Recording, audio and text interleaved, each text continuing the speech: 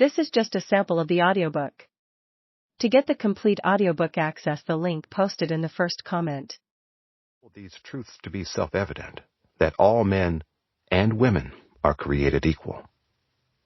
A leader among them was Frederick Douglass, who connected the revolutions in Europe to America's and denounced the gulf between American aspirations and realities. As he would declare a few years later, one memorable July 4th, "There is not a nation on the earth guilty of practices more shocking and bloody than are the people of the United States at this very hour." Still, Douglass held out hope. Change was coming. The arm of commerce has borne away the gates of the strong city. Intelligence is penetrating the darkest corners of the globe. It makes its pathway over and under the sea, as well as on the earth. Wind, steam, and lightning are its chartered agents. Oceans no longer divide, but link nations together. From Boston to London is now a holiday excursion. Space, he said, is comparatively annihilated. Across space and time, in Macon, Georgia, William and Ellen Craft would also find inspiration in the American Declaration of Independence, whose words they knew, even as they were forbidden to read them. Words that were read aloud in celebration every year on the very courthouse steps where William had once been sold. This line caught their attention.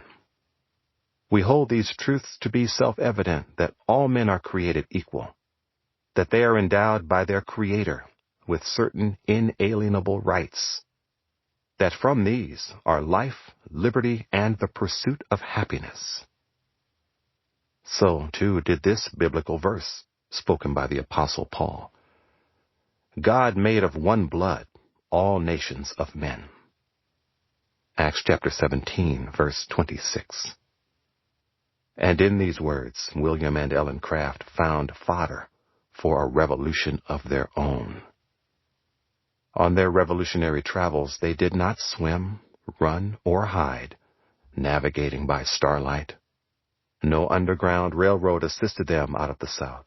Rather, they moved in full view of the world, harnessing the latest technologies of their day, steamboats, stagecoaches, and above all, an actual railroad, riding tracks laid by the enslaved, empowered by their disguise as master and slave, by the reality of their love as husband and wife.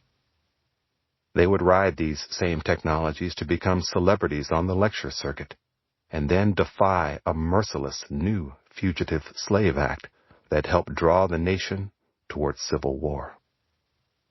In their own time, the Crafts were hailed as emblems of a new American Revolution. One of the most famed orators of their day prophesied that future historians and poets would tell this story as one of the most thrilling tales in the nation's annals, and millions would read it with admiration. Theirs is a story that now, more than ever, requires retelling and remembering.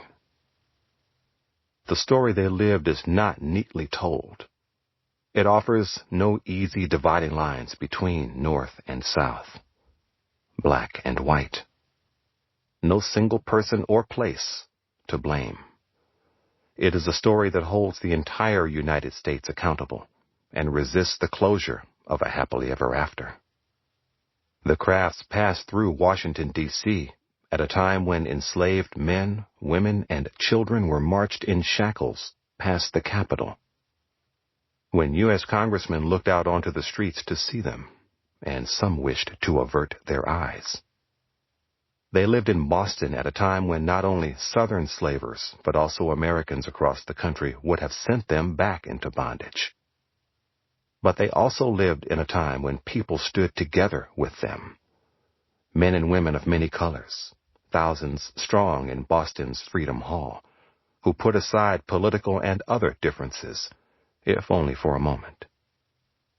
And when Frederick Douglass thundered, "Will you protect, rescue, Save these people from being re-enslaved? The thousands roared, "Yes!" in